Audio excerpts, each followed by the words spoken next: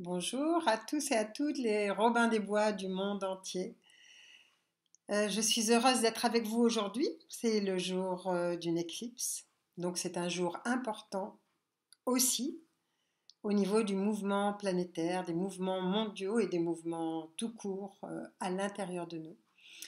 Et j'avais envie de vous faire part d'une expérience qui m'est arrivée il y a quelques jours parce que je trouve que c'est une expérience que je dois partager avec vous tous. Par les temps qui courent, une expérience qui est importante.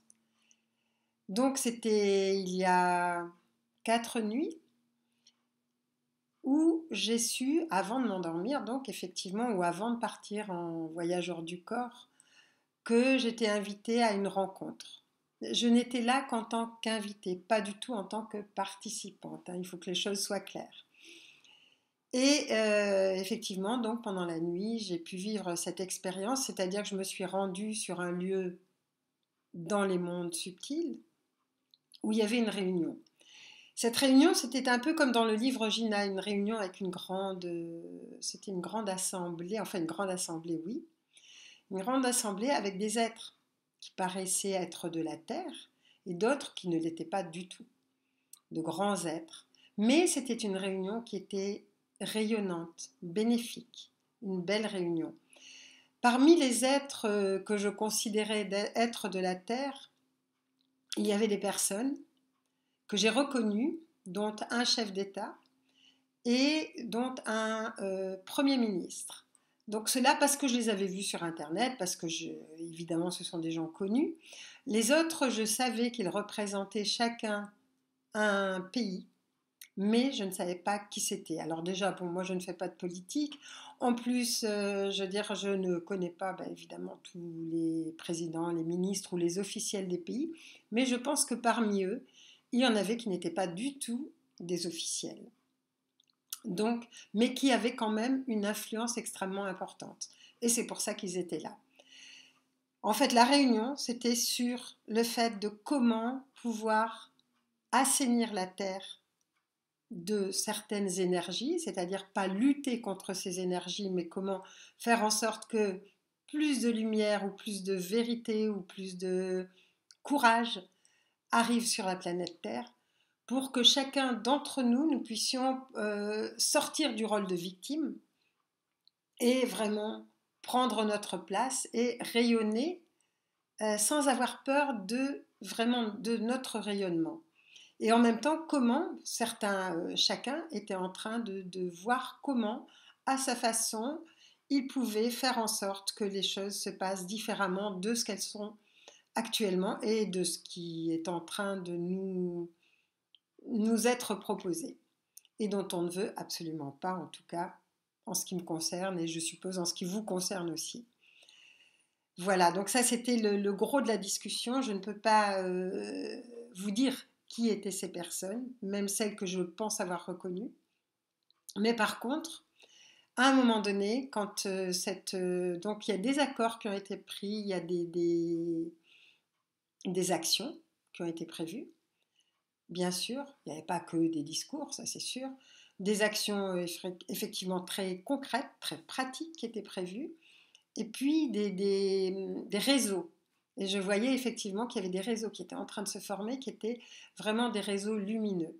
Donc ça m'a mis un peu de baume au cœur parce que c'est vrai que la situation est difficile en ce moment et que beaucoup de personnes commencent se sentir complètement étouffées et ont l'impression de ne plus respirer, même en dehors des masques, de l'histoire des masques.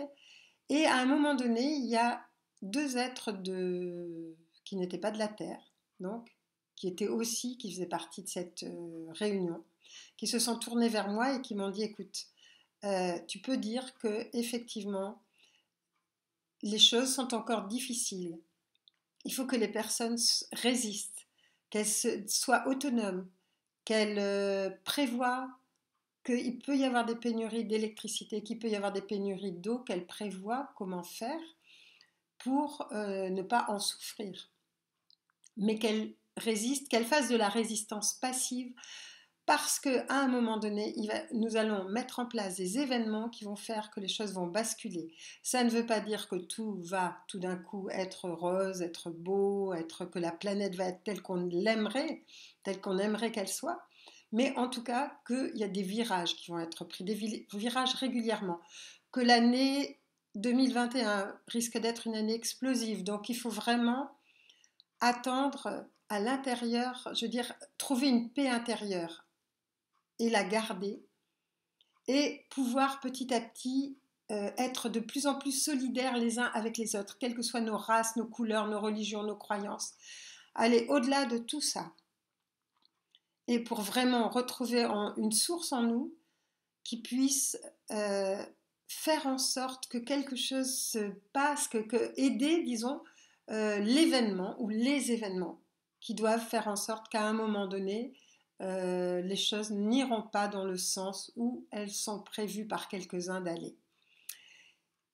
Et quand j'ai entendu ça, je me suis dit, mais vraiment, je suis sûre qu'on peut avoir confiance. Alors maintenant, effectivement, ça ne veut pas dire que ça va être facile, ça ne veut pas dire que ça va être heureuse, que tout va être simple, mais ça veut dire qu'on est capable d'avoir suffisamment de résistance, d'avoir suffisamment d'autonomie, d'avoir suffisamment de foi en la lumière qui nous habite pour qu'on puisse contribuer à ce que les événements sur d'autres plans qui sont prévus par des êtres plus lumineux puissent arriver, qu'on puisse contribuer justement à ce que ça arrive dans la matière. Et pas seulement, évidemment, de façon éthérée, parce qu'à ce moment-là, ça ne suffirait pas.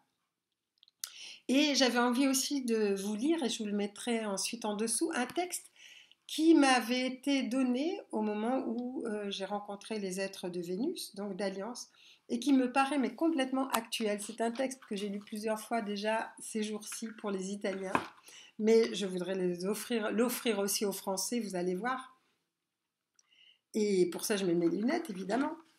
La moindre parcelle à l'intérieur de vous est connectée au cosmos tout entier, à la connaissance suprême et à l'avance de toutes les humanités. Plus vous aurez conscience de ce fait et plus vous vous sentirez en communion avec le tout.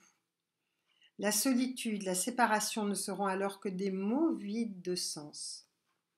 Ainsi vous redécouvrirez l'importance de vos gestes, de vos pensées et de vos paroles qui passent par le respect et l'amour de l'infini qui est en vous. Parce que votre monde a peur. Il a peur de rompre cette bulle qui l'entoure et qui lui donne un semblant de sécurité. Vous savez au fond de vous que lorsque vous aurez ouvert cette porte, rien ne sera semblable à ce que vous connaissez. Vos conceptions s'écrouleront les unes après les autres et rien ne pourra vous faire revenir en arrière. Cela, d'autres êtres le savent aussi. Et c'est pour cela qu'imperceptiblement l'étau se resserre autour de vous.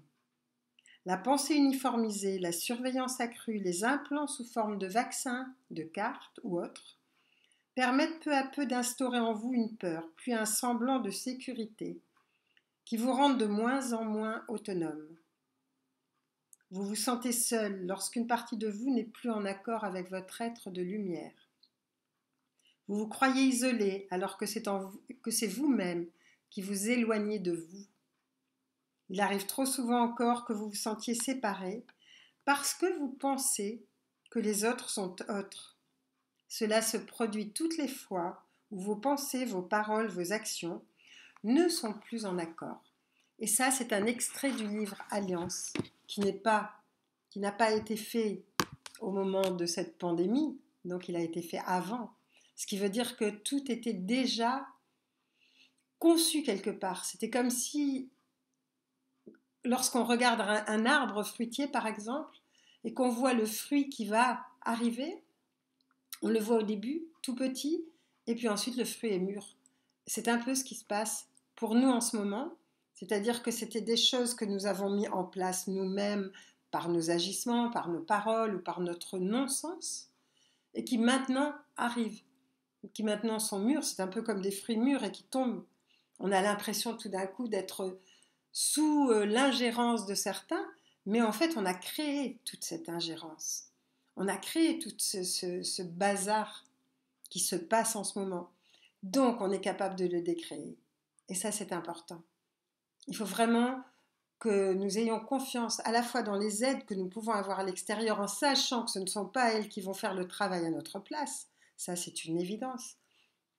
Mais il faut vraiment qu'on ait confiance dans notre lumière, dans notre force, et que quoi qu'il arrive, on trouvera une solution, on trouvera une façon de faire, on saura comment faire.